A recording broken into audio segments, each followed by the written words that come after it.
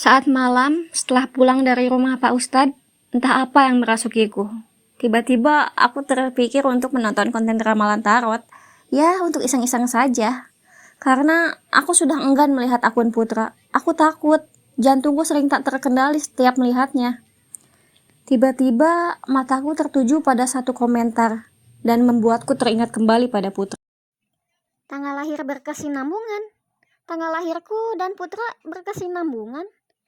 Apa itu twin flame? Semenjak hari itu, aku mencari tahu tentang twin flame. Aku bertanya pada belasan orang konten creator twin flame, pembaca tarot, bahkan Ustadz. Semuanya mengatakan bahwa aku dan Putra memiliki ikatan batin yang sangat kuat dan terhubung benang merah. Bahkan, salah satu dari mereka mengunggah foto berkumpul bersama lawan main Putra membahas spiritual. Setelah beberapa hari tidak melihat video tentang Putra, aku kembali menelusuri video yang ada Putra di dalamnya. Entahlah, aku begitu merindukannya. Aku lihat cara berpakaiannya sama sepertiku. Bahkan kita punya tas unik yang sama persis. Saat aku melihat video, dia ditanya, bagian tubuh mana yang kamu sukai dari dirimu sendiri? Kalau aku ditanya begini, aku pasti jawab, bibir, karena bentuknya kayak gunung. Martha, tafama ada gunungnya. Jawaban kita sama-sama tentang gunung. Dan saat dia ditanya, gak punya pacar atau dibohongin? Dengan spontan dia bilang, Dibohongin? mungkin kebanyakan orang menganggap ini hanya video lucu-lucuan. Tapi saat aku mendengar jawabannya, aku merasa sakit. Aku rasa kita punya luka batin yang sama. Takut kesepian. Aku menikah dan menggenggam begitu kuat hanya karena aku tidak ingin sendirian. Aku masih mencari tahu tentang koneksi apa yang terjadi di antara aku dan Putra, terutama tentang twin flame. Hingga akhirnya aku berbincang via telepon dengan seorang spiritualis yang katanya dia juga memiliki twin flame. Mendengar dari cerita kamu, energi yang saya tangkap dan hasil meditasi, semuanya menyimpulkan kalau kalian memang twin flame. Dan juga, saya mendapatkan insight tentang kisah past life kalian. Saya lihat dulu kamu itu seseorang yang memiliki suami, dan si twin flame kamu ini juga satu rumah sama kamu. Kalian terlibat hubungan cinta terlarang. Setelah kamu awaken, kamu malah mengajak dia berselingkuh.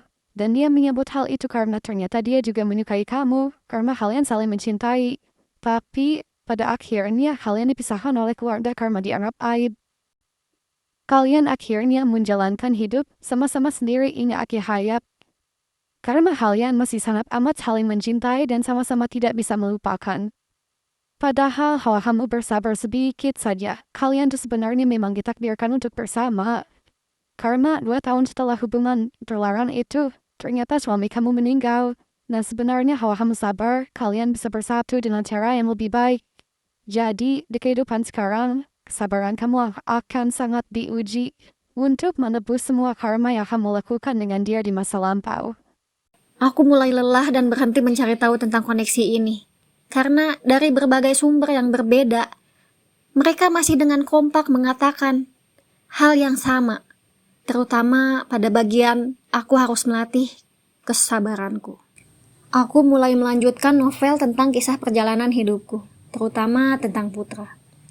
Aku mempersiapkan baju dan sepatu untuk bertemu dengannya di acara komunitas nanti. Aku ingin memberikan novel yang aku cetak sendiri kepadanya. Namun, sungguh aku kecewa saat menemukan postingan bahwa mereka sudah mengadakan surprise untuk Putra dan hanya anggota saja, tidak dibuka untuk umum. Aku menangis kecewa. Di saat yang sama, aku melihat Putra mengunggah bersamaan bersama ibunya.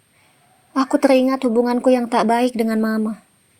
Aku semakin menangis sejadi-jadinya. Aku berlutut di kaki Mama, mencuci kakinya sambil menangis. Cindy, jangan pernah berpikir Mama tidak menyayangi kamu. Mama menikah dengan bapak tiri kamu agar kamu bisa hidup dengan layak. Walaupun pada akhirnya ternyata Mama melukai kamu. Mama minta maaf. Mama sayang sama kamu. Mama kan selalu berdoa untuk segala kebahagiaan kamu. Semoga segala impian kamu menjadi kenyataan dan kehidupan kamu jauh lebih bahagia.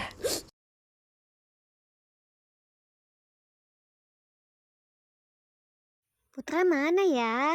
Ya, nggak ada kayaknya ya. Aku pergi aja ah, putranya nggak ada.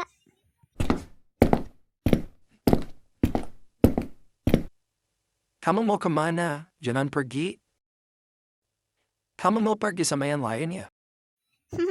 Enggak, kan kamu yang ngumpet. Dia lagi, sampai kapan bayangannya terus menghantuiku? Hanya dalam waktu 1 bulan, berat badanku naik menjadi 58 kg. Badanku kembali sehat, kondisi mentalku mulai stabil. Aku mulai berusaha berhenti berharap bertemu Putra. Aku berfokus memperbaiki diri dan tetap melanjutkan novelku. Hingga di suatu sore setelah selesai beribadah, aku menerima telepon dari senior di tempat lamaku bekerja. Beliau memberiku tawaran untuk kembali bekerja, namun aku rasa hanya sementara. Aku pun kembali berangkat kerja di keesokan hari. Cindy jadi muantak, pakai obat apa kamu? Ini dan pelanggiannya sekarang bagus jadi gadis lagi? Wah, kamu sekarang lebih bahagia ya, Cindy? Aku menerima berbagai komentar positif dari kawan-kawanku. Mereka bilang aku berubah jauh lebih baik. Aku menerima kabar bahwa Kak Ali sudah berada di rumah orang tuanya. Aku semakin menyadari bahwa aku tidak pernah ada harganya di mata dia. Dia datang padaku hanya di saat butuh saja. Aku pun langsung menghampirinya ke rumah orang tuanya untuk menyelesaikan segalanya. Aku tahu, ini semua pasti karena uang kan. Aku sadar diri sekarang keadaan aku sudah begini. Apa? Nggak salah kamu ngomong. Kalau karena uang, dari awal kita nggak akan pernah nikah.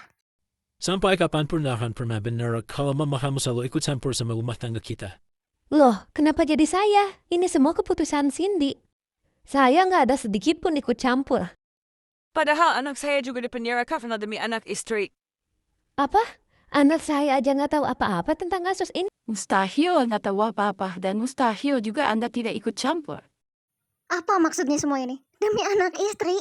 Sepanjang pernikahan bahkan aku masih bekerja. Dan banyak hal yang tidak aku ketahui tentang kasus ini. Hingga aku terlihat seperti orang bodoh. Tapi aku tetap berdiri untuk membela kamu. Ngomong kamu banci, jelasin semuanya ke mereka. Jelasin semuanya yang sebenarnya terjadi. Mustahil kamu nggak tahu apa-apa. Baru kerja pabrik dong aja belanggu. Sudah, cukup ya kamu merendahkan keluargaku. Kalau kamu ingin cerai, aku akan menceraikan kamu tanpa ragu. Aku merendahkan keluarga kamu. Kamu bilang dari tadi aku dan ibuku yang dimaki-maki di sini. Dan kamu hanya diam seperti patung banci. Aku sangat amat sakit hati.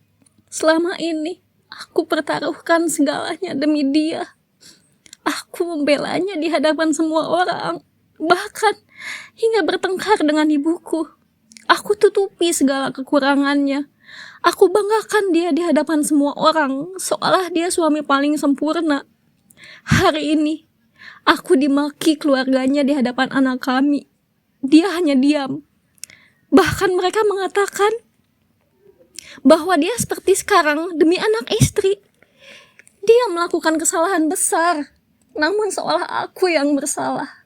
Aku dan ibuku mengurusi kebebasannya di saat keluarganya lamban bergerak. Namun tak ada sedikit pun ucapan terima kasih. Bahkan tak ada kata maaf atas kesalahan besarnya dari keluarganya.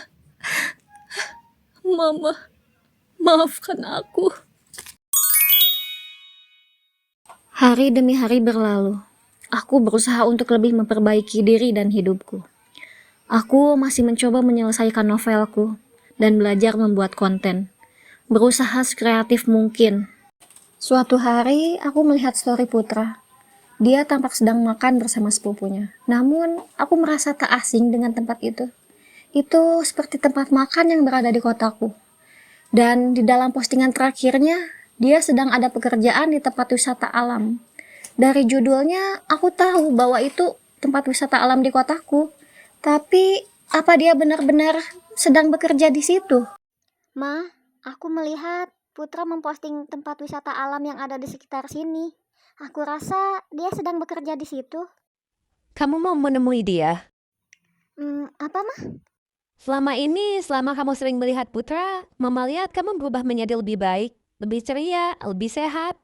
Tidak ada salahnya kalau kamu mau menemui dia. Kamu mau menemui dia kan? Aku ingin, tapi aku tidak tahu apa dia benar-benar ada di sana. Ya sudah, kita ke sana aja dulu. Kalaupun dia tidak ada di sana, setidaknya kita sudah mencoba, jadi tidak akan menyesal kan? Aku pun pergi ke tempat wisata alam itu bersama Mama, dengan membawa novel yang aku cetak hanya untuknya. Dan di tengah perjalanan, ada yang menghentikan perjalanan kami. Bapak, Ibu, mohon maaf mengganggu perjalanannya sebentar. Di sini kami sedang melaksanakan kegiatan syuting dan akan take sebentar ya. Itu dia, Putra. Kini ada di hadapanku. Maaf bang, boleh nggak saya menemui Putra sebentar saja? Putra yang mana? Itu bang, aktor yang pakai tas merah hitam. Maaf ya, nggak bisa karena kita di sini lagi syuting. Apa nggak ada waktu breaknya? Ada, tapi nanti maghrib. Nggak apa-apa bang, saya tunggu sampai maghrib. Saya ingin bertemu dia sebentar saja. Saya sudah menyiapkan kado untuknya. Kamu naik gunung hanya untuk menemui dia. Tapi, ngomong-ngomong, kamu tahu dari mana kita syuting di sini? Iya bang, saya kesini hanya ingin menemui dan memberikan kado padanya. Dan saya hanya menebak-nebak saja dia syuting di sini. Sekitar setelah zuhur nanti kita ada isoma sebentar. Tapi ini masih jam 7 pagi, memang kamu benar-benar mau menunggu. Tentu, saya pasti akan menunggu. Baiklah, nanti kamu boleh menemui dia. Tapi sebentar saja ya. Iya bang, nggak apa-apa. Yang penting saya bisa bertemu dengannya. Terima kasih banyak. Aku pun menunggu Putra istirahat syuting bersama Mama selama beberapa jam. Hingga akhirnya setelah azan zuhur, setelah sekitar pukul 12 lewat, aku diperbolehkan untuk mendekatinya. Aku tak pernah menyangka. Aku benar-benar akan menemui sosok bernama Putra. Di tempat yang banyak pohonnya dan ada mata airnya. Apakah kebetulan sedetail ini? Ma, kita pulang lagi aja yuk. Jantungku rasanya mau lepas. Jangan ngawur kamu, kita udah jauh-jauh ke sini buat nemuin dia. Udah izin juga sama kau. Saya mau pulang lagi. Udah ayo, dia udah di depan mata. Halo Dek, salam kenal ya. Ini anak saya pengen banget nemuin kamu. Saya dengar dari dia katanya belum lama ini kamu ulang tahun ya. Dia kesini mau kasih surprise, dia bawain kamu kado. Masya Allah, kasih surprise di gunung. Ini seriusan naik gunung cuman buat ketemu saya. Ya udah kita ke pinggir yuk, di sini banyak orang lalu lalang. Ini aku bawa kado buat kamu. Ini karyaku sendiri. Belum selesai sih sebenarnya, tapi aku kasih ke kamu sekarang mumpung ada momennya buat ngasih. Soalnya aku takut nggak bisa nemuin kamu lagi nanti. Tapi dibukanya di rumah aja ya, jangan di sini. Oh iya siap-siap, makasih banyak ya. Sepanjang bersamanya, aku tak mampu melihat wajahnya walaupun hanya sedetik. Jantungku berdetak kencang. Seluruh tubuhku gemetar. Aku keringat dingin. Aku sudah tidak peduli apapun koneksi yang aku rasakan padanya. Yang aku tahu dan yakini adalah dia manusia yang selalu aku rindu sejak kecil. Aku sudah menemukannya. Tapi, pernahkah kamu tahu rasanya? Seumur hidup mencari sosok yang entah siapa, namun mencintai dan merindukannya begitu dalam. Setelah tahu dan menemukannya, hanya bisa berusaha untuk tahu diri. Sepulang menemuinya, aku kembali membagikan kisahku kepada beberapa orang yang berada di dalam koneksi ini, dan tentu Rina dan Rani, untuk meluapkan segala rasa bahagiaku. Thanks for watching.